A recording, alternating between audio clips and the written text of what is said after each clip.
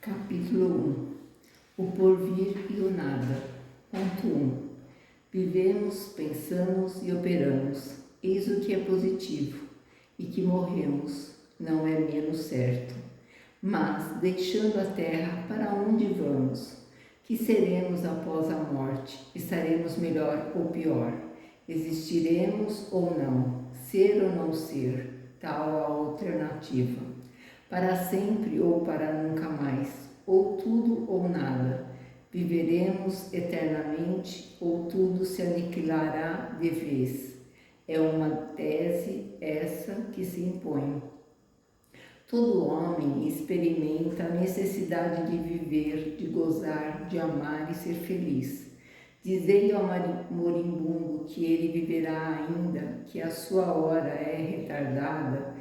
Dizei-lhe, sobretudo, que será mais feliz do que porventura o tenha sido, e o seu coração rejubilará. De quem servirão, então, essas aspirações de felicidade, se um leve sopro pudesse dissipá-las? Haverá algo de mais despertador do que esse pensamento da destruição absoluta?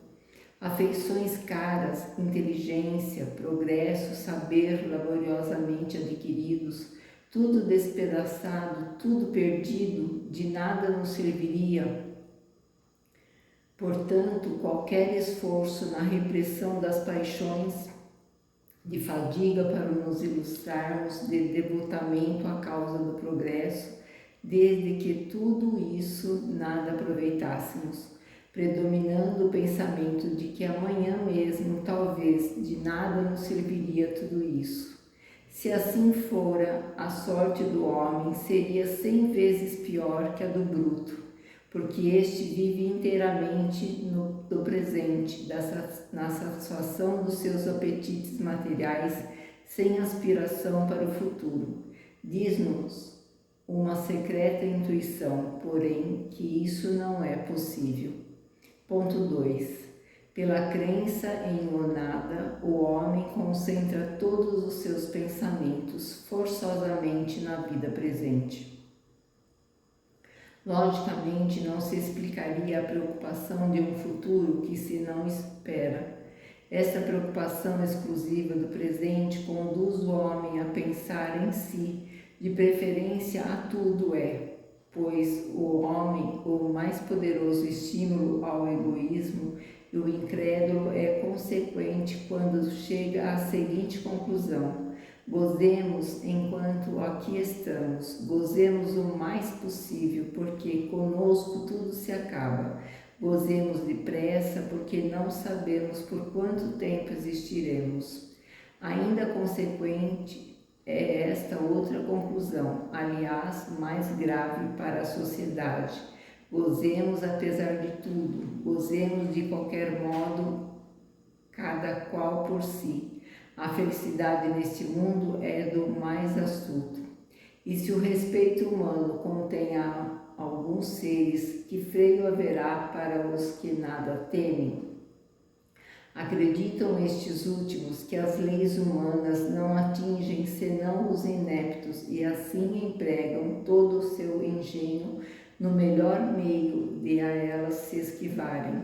Se a doutrina insensata e antissocial é seguramente o niilismo, que rompe os verdadeiros laços de solidariedade e fraternidade em que se fundam as relações sociais. Ponto 3. Suponhamos que, por uma circunstância qualquer, todo um povo adquire a certeza de que em 8 dias, num mês ou num ano será aniquilado, que nenhum só indivíduo lhe sobreviverá, como de sua existência não sobreviverá nenhum só traço. Que fará esse povo condenado, aguardando o extermínio? Trabalhará pela causa do seu progresso, da sua instrução? Entregar-se-á ao trabalho para viver? Respeitará os direitos, os bens, a vida do seu semelhante? Submeter-se-á a qualquer lei ou autoridade, por mais legítima que seja, mesmo a paterna? Haverá para ele nessa emergência qualquer dever? Certo que não. Pois bem, o que se não dá coletivamente, a doutrina do niilismo realiza todos os dias isoladamente, individualmente. E se as consequências não são desastrosas tanto quanto poderiam ser, é em primeiro lugar porque na maioria dos incrédulos há mais jactância que verdadeira incredulidade, mais dúvida que convicção, possuindo eles mais medo do nada do que pretendem aparentar. O qualificativo de espíritos fortes lisonjeia-lhes a vaidade e o amor próprio. Em segundo lugar, porque os incrédulos absolutos se contam por ínfima minoria e sofrem malgrado eles a ascendência da opinião contrária à ação, mantidos por uma força material. Se um dia, porém, a incredulidade absoluta chegar a ser o pensamento da maioria, aí então a sociedade se dissolverá. Eis ao que tende a propagação da doutrina nihilista. Nota explicatória. Nota de Allan Kardec. Um moço de 18 anos, afetado de uma enfermidade do coração, foi declarado incurável. A ciência havia dito: pode morrer dentro de 8 dias ou de 2 anos, mas não irá além. Sabendo o moço, para logo abandonou os estudos e entregou-se a excessos de todo o gênero. Quando se lhe ponderava o perigo de uma vida desregrada, respondia: que me importa, se não tenho mais de 2 anos de vida, de que me serviria fatigar o espírito? Gozo o pouco que me resta e quero divertir-me até o fim. Eis a consequência lógica do niilismo. Se este moço for espírita, teria dito: a morte só destruirá o corpo, que deixarei como fato usado, mas o meu espírito viverá. Serei na vida futura aquilo que eu próprio houver feito de mim nesta vida, do que nela puder adquirir em qualidades morais e intelectuais. Nada perderei, porque será outro tanto de ganho para o meu adiantamento. Toda a imperfeição de que me livrar será um passo a mais para a felicidade. A minha felicidade ou infelicidade depende da utilidade ou inutilidade da presente existência. É, portanto, de meu interesse aproveitar o pouco tempo que me resta e evitar tudo o que possa diminuir-me as forças. Qual dessas doutrinas é preferível? Fossem, porém, quais fossem as suas consequências, uma vez que se impusesse como verdadeira, seria preciso aceitá-la, e nem sistemas contrários, nem a ideia dos males resultantes poderiam obstar-lhes a existência. Forçoso é dizer que, a despeito dos melhores esforços da religião, o ceticismo, a dúvida, a indiferença ganham terreno dia a dia. Se a religião se mostra impotente para sustar a incredulidade, é que lhe falta alguma coisa na luta. Se, por outro lado, a religião se condenasse à imobilidade, estaria em dado tempo dissolvida. O que lhe falta neste século de positivismo, em que se procura compreender antes de crer, é sem dúvida a sanção de suas doutrinas por fatos positivos, assim como a concordância das mesmas com os dados positivos da ciência, dizendo ela ser branco o que os fatos dizem ser negro. É preciso optar entre a evidência e a fé cega. Ponto 4. É nestas circunstâncias que o Espiritismo vem opor um dique à difusão da incredulidade, não somente pelo raciocínio, não somente pela perspectiva dos perigos que ela acarreta, mas pelos fatos materiais, tornando visíveis e tangíveis a alma e a vida futura.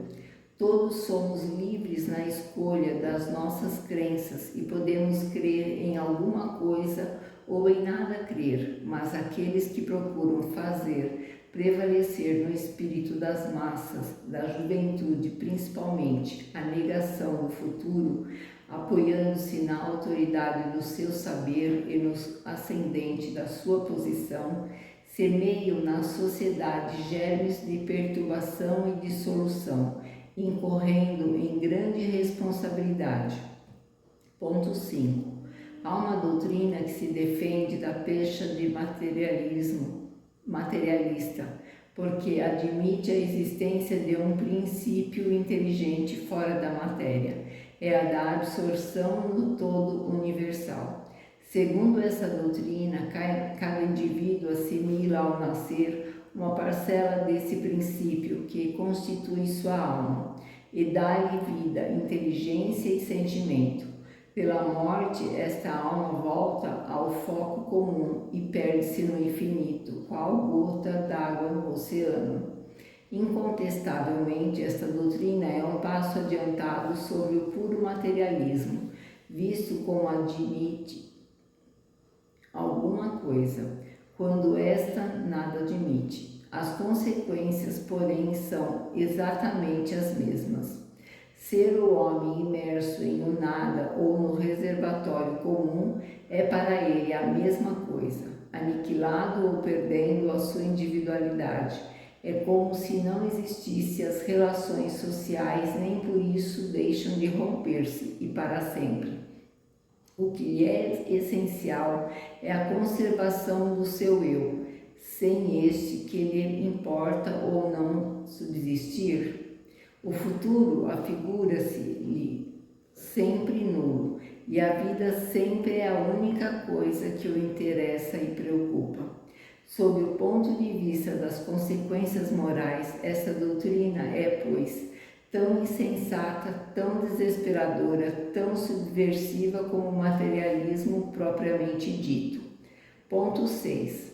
Pode-se, além disso, fazer esta objeção: todas as gotas d'água tomadas ao oceano se assemelham e possuem idênticas propriedades como partes de um mesmo todo. Por quê? Pois as almas tomadas ao grande oceano da inteligência universal tão pouco se assemelham, porque o gênio e a estupidez, as mais sublimes virtudes e os vícios mais ignóbeis, porque a bondade, a doçura, a mansuetude ao lado da maldade, da crueldade, da barbaria, como podem ser tão diferentes entre si as partes de um mesmo todo homogêneo? Dir-se-á que é a educação que a modifica? Neste caso, de onde vêm as qualidades inatas, as inteligências precoces, os bons e maus instintos independentes de toda a educação e tantas vezes em desarmonia com o meio no qual se desenvolvem?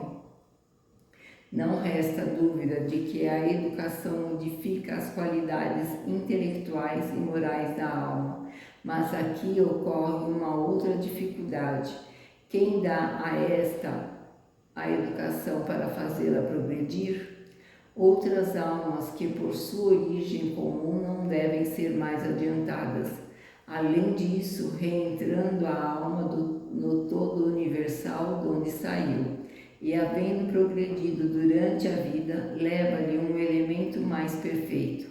Daí se infere que esse todo se encontraria pela continuação profundamente modificado e melhorado, assim como se explica saírem incessantemente desse todo almas ignorantes e perversas? Ponto 7. Nesta doutrina, a fonte universal de inteligência que abastece as almas humanas é independente da divindade, não é precisamente o panteísmo. O panteísmo, propriamente dito, considera o princípio universal de vida e de inteligência como constituindo a divindade. Deus é concomitantemente espírito e matéria. Todos os seres, todos os corpos da natureza compõem a divindade. da qual são as moléculas e os elementos constitutivos. Deus é o conjunto de todas as inteligências reunidas. Cada indivíduo, sendo uma parte do todo, é Deus ele próprio. Nenhum ser superior e independente rege o conjunto. O universo é uma imensa república sem chefe, ou antes, onde cada qual é chefe com poder absoluto. Ponto 8. A este sistema podem se opor-se inumeráveis objeções, das quais são estas as principais. Não se podendo conceber divindade sem infinita perfeição, pergunta-se como um todo perfeito pode ser formado de partes tão imperfeitas, tendo necessidade de progredir? Devendo cada parte ser submetida à lei do progresso, força é convir que o próprio Deus deve progredir, e se ele progride constantemente, deveria ter sido, na origem dos tempos, muito imperfeito. E como pode um ser imperfeito, formado de ideias tão divergentes, conceber leis tão harmônicas, tão admiráveis de unidade, de sabedoria e previdência, quais as que regem o universo? Se todas as almas são porções da divindade, todos concorreram para as leis da natureza. Como sucede, pois, que elas murmurem sem cessar contra essas leis, que são obra sua? Uma teoria não pode ser aceita como verdadeira, senão com a condição de satisfazer a razão e dar conta de todos os fatos que abrange.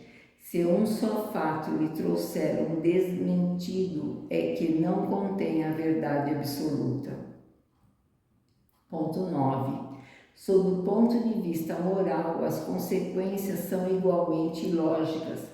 Em primeiro lugar, é para as almas, tal como no sistema precedente, a absorção num todo e a perda da individualidade, dado que se admita, consoante a opinião de alguns panteístas, que as almas conservam essa individualidade. Deus deixaria de ter vontade única para ser um composto de miríades de vontades divergentes.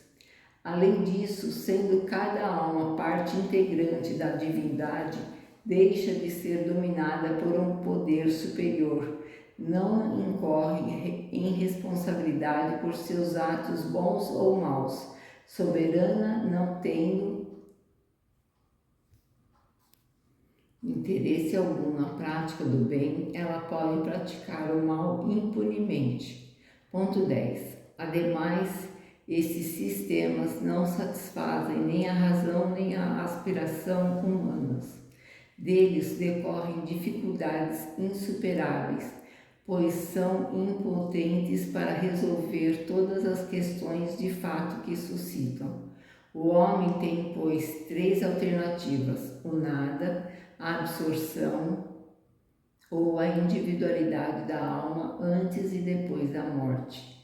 É para esta última crença que a lógica nos impele irresistivelmente, crença que tem formado a base de todas as religiões desde que o mundo existe. E se a lógica nos conduz à individualidade da alma, também nos aponta esta outra consequência. A sorte de cada alma deve depender das suas qualidades pessoais, pois seria irracional admitir que a alma atrasada do selvagem, como a do homem perverso, estivesse no nível da do sábio, do homem de bem. Segundo os princípios de justiça, as almas devem ter a responsabilidade dos seus atos, mas para haver essa responsabilidade, preciso é que nelas sejam livres na escolha do bem e do mal. Sem o livre-arbítrio, a fatalidade, e com a fatalidade não coexistiria a responsabilidade. Ponto 11. Todas as religiões admitiram igualmente o princípio da felicidade ou infelicidade da alma após a morte. ou por outra, as penas e gozos futuros que se resumem na doutrina do céu e do inferno, encontrada em toda parte. No que elas diferem essencialmente é quando a natureza dessas penas e gozos, principalmente sobre as condições determinantes de umas e de outras. Daí os pontos de fé contraditórios dando origem a cultos diferentes e os deveres impostos por estes, consecutivamente para honrar a Deus e alcançar todo esse meio, o céu evitando o inferno. Ponto 12. Todas as religiões houveram de ser em sua origem relativas ao grau de adiantamento moral e intelectual dos homens. Estes assaz materializados para compreenderem o mérito das coisas puramente espirituais, fizeram consistir a maior parte dos deveres religiosos no cumprimento das fórmulas exteriores. Por muito tempo essas fórmulas lhe satisfizeram a razão, porém mais tarde, porque se fizesse a luz em seu espírito, sentindo o vácuo dessas fórmulas, uma vez que a religião não o preenchia, abandonaram-na e tornaram-se filósofos. Ponto 13.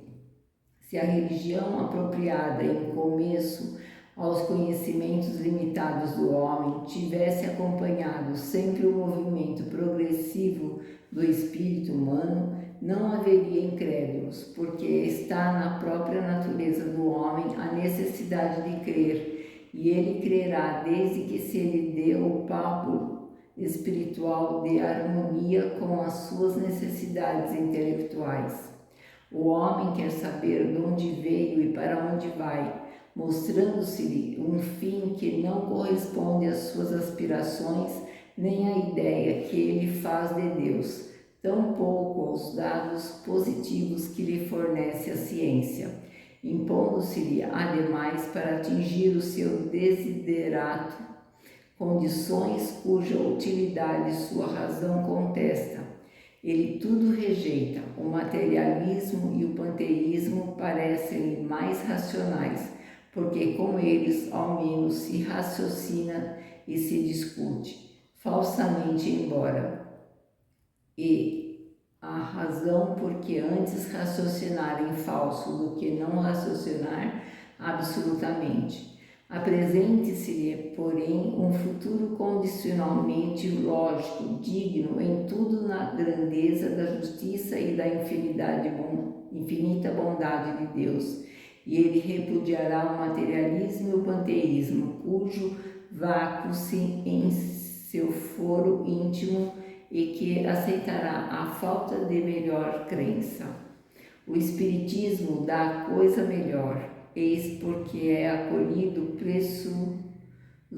pressurosamente por todos os atormentados da dúvida, os que não encontram nem nas crenças, nem nas filosofias vulgares o que procuram. O espiritismo tem por si a lógica do raciocínio e a sanção dos fatos, e é por isso que inutilmente o tem combatido. Ponto 14. Instintivamente tem o homem a crença no futuro, mas não possuindo até agora nenhuma base certa para defini-lo, a sua imaginação fantasiou os sistemas que originam a diversidade de crenças. A doutrina espírita sobre o futuro, não sendo uma obra de imaginação mais ou menos arquitetada engenhosamente, porém o resultado da observação de fatos materiais que se desdobram hoje à nossa vista, congraçará, como já está acontecendo, as opiniões divergentes ou flutuantes e trará gradualmente, pela força das coisas, a unidade de crenças sobre esse ponto, não já baseada em simples hipótese, mas na certeza. A unificação feita relativamente à sorte futura das almas será o primeiro ponto de contato dos diversos cultos, um passo imenso para a tolerância religiosa em primeiro lugar e mais tarde para a completa fusão.